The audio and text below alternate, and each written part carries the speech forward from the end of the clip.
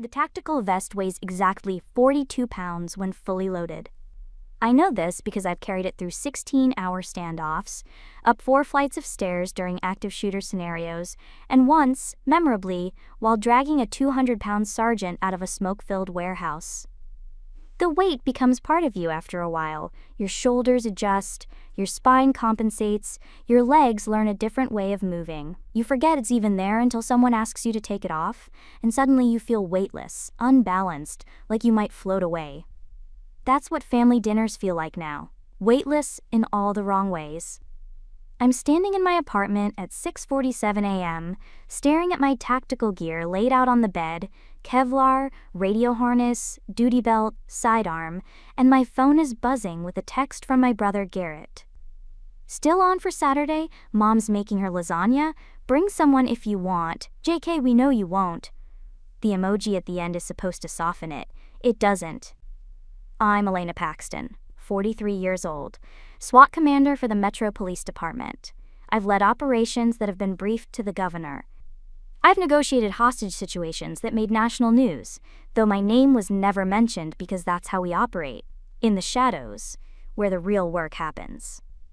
My team calls me boss or commander, depending on how formal the situation is.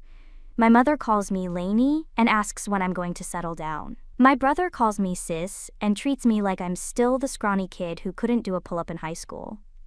That kid doesn't exist anymore. She hasn't existed for 20 years. But Garrett doesn't know that. None of them do. I text back, I'll be there. He responds immediately, cool. Don't worry about bringing anything. We know money's tight. I set the phone down before I can respond with something I'll regret. The pattern started small, the way most erosions do. I was 26 when I graduated from the police academy, late compared to my classmates, because I'd spent 3 years working private security to save money for tuition. The day I got my badge, I called my family from the parking lot, my voice shaking with pride and exhaustion. My mother cried.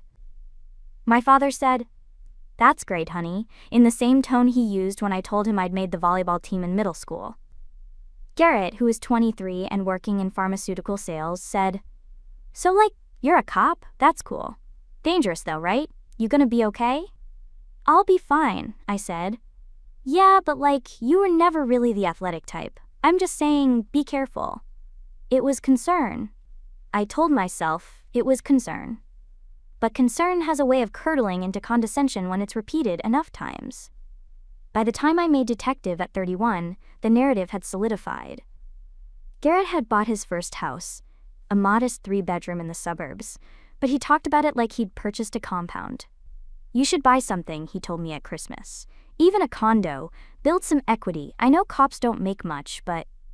"I'm doing fine," I said. "I'm just saying, if you ever need help with a down payment..." I didn't need help. I'd already been pre-approved for a mortgage that would have made his eyes water. But I lived in a rented 1-bedroom because my work hours were unpredictable, and the thought of maintaining a house while running tactical operations seemed exhausting. Also, I liked my landlord. She was a retired dispatcher who understood when I came home at 3 a.m. smelling like gunpowder and stress. But Garrett didn't know any of that. To him, I was still barely scraping by, one emergency away from asking family for money. He started doing this thing at dinners where he'd pick up the check before anyone else could reach for it, then wave me off with, "Don't worry about it, Lainey. You've done enough just showing up." Like my presence was charity they were providing me. I made SWAT at 36. The selection process was 8 months of hell. Physical trials that left me vomiting in parking lots, psychological evaluations that felt like being slowly flayed, tactical scenarios where one wrong decision meant failure. Out of 47 candidates, 6 of us made it. I was the only woman. The day I got the call, I was in my apartment, icing my knees and staring at the ceiling. My captain's voice was clipped, professional. "Paxton, you're in. Report Monday for orientation." Quote, I said yes, sir, and then I sat on my couch and cried for 20 minutes. I didn't tell my family for 3 months. Not because it was classified, it wasn't, exactly, but because I knew how the conversation would go. They'd worry, they'd ask if it was dangerous. They'd circle back to concern, which would eventually loop into subtle suggestions that maybe I should consider something less stressful. By the time I'd made commander at 41, the youngest in the department's history, I'd learned to keep my work life and my family life in separate sealed compartments. At family dinners, I was Lainey, the quiet one who worked for the city, doing something vaguely law enforcement related. I nodded when they talked about their jobs, their renovations, their vacation plans. I laughed at the right moments. I helped clear dishes. And I never, ever corrected them when they assumed I was struggling. Garrett joined a gym 3 years ago. Not a regular gym, a boutique strength training facility in the expensive part of town, the kind of place with exposed brick walls, industrial lighting, and personal trainers who cost more per hour than most people make in a day. He posted about it constantly on social media, photos of him deadlifting, videos of him doing box jumps, inspirational quotes about discipline and mental toughness. At Thanksgiving last year, he spent 15 minutes describing his workout routine to me in excruciating detail. "The thing is," he said, leaning back in his chair with the confidence of someone who'd recently discovered physical fitness, "most people don't push themselves hard enough. They think they're working out, but they're just going through the motions. Real training is about breaking through your limits." I nodded and ate my mashed potatoes. "You should try it sometime," he added. "I mean, I know it's expensive, but they have payment plans. And honestly, Lainey, it might help with, you know." He gestured vaguely at me. "Stress, confidence, that sort of thing." My mother chimed in from across the table. "Garrett's right, honey, you always look so tired. Maybe some exercise would help." I smiled. "I'll think about it." What I didn't say? I'd passed my biannual SWAT fitness test 2 weeks earlier with a perfect score. What I didn't say? I can run 5 miles in under 40 minutes wearing full tactical gear. What I didn't say? I'd done more pull-ups that morning before breakfast than Garrett had probably done in his entire life.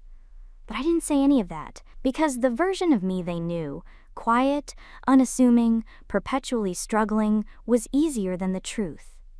The truth would require explanations, questions, adjustments to a family narrative that had been set in stone for 2 decades. So I just smiled and changed the subject. The call comes at 4:23 p.m. on a Friday. I'm in my office, reviewing tactical reports, when my radio crackles. "Commander Paxton, we have a situation." My sergeant's voice is calm, but I can hear the edge underneath. I'm on my feet before he finishes the sentence. "Talk to me." "Barricaded suspect, Northside Industrial Park. Armed, potentially hostage situation. Units are setting up a perimeter now. Captain wants SWAT on site. ETA? 15 minutes if we leave now." I'm already grabbing my gear. "I'm rolling. Get the team." The Northside Industrial Park is a sprawling complex of warehouses and manufacturing facilities on the edge of the city. Mostly abandoned now, but still technically private property. By the time we arrive, there are 6 patrol cars blocking the main entrance, their lights painting the concrete in alternating red and blue. My team assembles in the parking lot, 8 operators, all of them veterans, all of them sharp. I do a quick brief. Suspect's location, known weapons, potential exits, and then we move. The next 4 hours are a blur of controlled chaos. The suspect is a 32-year-old man with a history of domestic violence and a grudge against his former employer. He's holed up in a second-floor office with a hunting rifle and a manifesto he keeps threatening to make public. My negotiator, a patient woman named Bryn, talks to him through a megaphone while my team moves into position. At 7:58 p.m., he fires a shot through the window. No one is hit, but the decision tree collapses into a single option. We're going in. I give the signal. 2 breaching charges, simultaneous entry from the east and west stairwells, flashbangs to disorient. My team moves like water. Fast, precise, overwhelming. 12 seconds later, the suspect is on the ground, hands cuffed behind his back, and we're clearing the rest of the building. No injuries, no casualties, clean operation. By the time we're loading gear back into the trucks, it's 9:15 p.m., and I remember, with a sinking feeling in my stomach, that I'm supposed to be at Garrett's gym tomorrow morning. Saturday arrives too quickly. Garrett had texted me the address 3 days ago with a follow-up message. "Come early, like 9 a.m. Want you to see what real training looks like. Maybe it'll inspire you, lol." I stare at the text while drinking my coffee, debating whether to cancel, but I know how that conversation will go. He'll assume I'm too intimidated, or too broke, or too busy with my little job. So instead, I pull on workout clothes. Plain black leggings, a gray tank top, nothing with logos or insignia, and drive across town. The gym is exactly what I expected. High ceilings, rubber flooring, the smell of chalk and sweat, and expensive protein powder. Garrett is near the back, wearing a fitted shirt that shows off the muscles he spent 3 years cultivating. His personal trainer, a guy named Kyle, with the build of someone who takes fitness very seriously, is standing beside him with a clipboard. Garrett sees me and grins. "Lainey, you made it!" I walk over and he pulls me into a quick hug. He smells like pre-workout and cologne. "This is Kyle," Garrett says. "He's been training me for 2 years. Total game changer." Kyle nods at me, polite but already dismissive. I can see him cataloging me. Mid-40s, average height, no visible muscle definition. Probably a beginner. "Nice to meet you," I say. Garrett claps his hands together. "Okay, so I'm doing deadlifts today. Wanna watch? Maybe you can try a few after I'm done. Kyle can help you with form." "Sure," I say. He walks over to the barbell, already loaded with plates. 2 45s on each side, plus smaller plates. I do the math automatically. 225 pounds. Respectable for a recreational lifter. He sets his stance, grips the bar, and lifts. Clean pull, controlled descent. He does 5 reps, then steps back, breathing hard. "Nice," Kyle says, making a note on his clipboard. Garrett looks at me, grinning. "Your turn?" I glance at the bar. "Sure, can I adjust the weight?" "Oh yeah, definitely," Garrett says quickly. "Kyle, take some plates off. She's not." "Actually," I say, "can we add more?" There's a pause. Kyle blinks. Garrett laughs. "Lainey, this is 225. You don't want to?" "I'm good," I say. Kyle looks at Garrett. Garrett shrugs. "Okay, but seriously, don't hurt yourself. We can start lighter." I walk over to the weight rack and grab 2 more 45-pound plates. I slide one onto each side of the bar, then step back. The bar now reads 315 pounds. Garrett's smile falters. "Lainey, that's..." I set my stance, grip the bar, and pull. The weight comes up smooth. I hold it at the top for a beat, then lower it with control. 1 representative. I reset, pull again, 2 reps. 3, 4, 5. When I step back, the gym has gone very quiet. Garrett is staring at me. Kyle's clipboard is forgotten in his hand. "How?" Garrett starts, then stops. Kyle recovers first. "That was really good form. Have you trained before?" Before I can answer, the front door opens. Another trainer walks in, older, maybe 50, with the wiry build of a career athlete. He glances at me, and his expression shifts. He walks over, his eyes narrowing. "Elena Paxton?" I nod. He turns to Kyle. "You know who this is?" Kyle shakes his head. The older trainer looks at Garrett. "Your sister is the Metro SWAT commander. She was in the news 2 years ago for that mall hostage situation. She's a legend." The silence that follows is suffocating. Garrett's face goes through several emotions in rapid succession: confusion, disbelief, something that might be anger. "What?" The trainer looks at me, then at Garrett, realizing he's just detonated something. I thought you knew." Garrett turns to me. "You're a... what?" "SWAT commander," I say quietly, "for Metro." "Since when?" "I made the team 7 years ago, commander 3 years ago." His face is red now. "And you didn't think to tell me?" No, seriously, Lainey, what the hell? I've been telling you to get your life together, and you're running a SWAT team?" Kyle is backing away slowly, clearly wishing he was anywhere else. "Garrett," I start, but he cuts me off. "Do you know how this makes me look?" he hisses. "I've been giving you career advice. I've been paying for your dinners because I thought... I never asked you to do that. Because you were too proud, or I don't even know." He's pacing now, his hands in his hair. "Why wouldn't you just tell me?" "Because every time I try to talk about my work, you change the subject. Every time I show up to dinner, you assume I'm broke or struggling, or... because you never corrected me." His voice is loud enough that other people in the gym are staring now. You let us think." "You wanted to think that," I say, and my voice is quieter than I intended, but it cuts through the space between us. You needed me to be the one who was struggling, because it made you feel better about yourself. His face goes pale, then red again. That's not. It is, I say, and I let you, because it was easier than fighting. He stares at me for a long moment, then he shakes his head, grabs his gym bag, and walks toward the door. Garrett. I need to think, he says without turning around. Don't. Just don't. The door closes behind him. Kyle and the other trainer are both very still, like they're trying not to be noticed. I look at the barbell, still loaded with 315 pounds, and suddenly I'm so tired I can barely stand. Sorry, I say to no one in particular, and then I walk out into the parking lot. Garrett doesn't call. I don't either. 3 days later, my mother texts me, Garrett told us about your job. Why didn't you say something sooner? We're very proud but also confused. Can we talk? I stare at the message for 5 minutes before responding. I'll call you soon. I don't. A week passes, then 2. My captain asks if I'm okay. I tell him I'm fine. My team runs drills. We respond to a domestic disturbance that turns into a standoff. Everything is contained in 4 hours. Clean operation.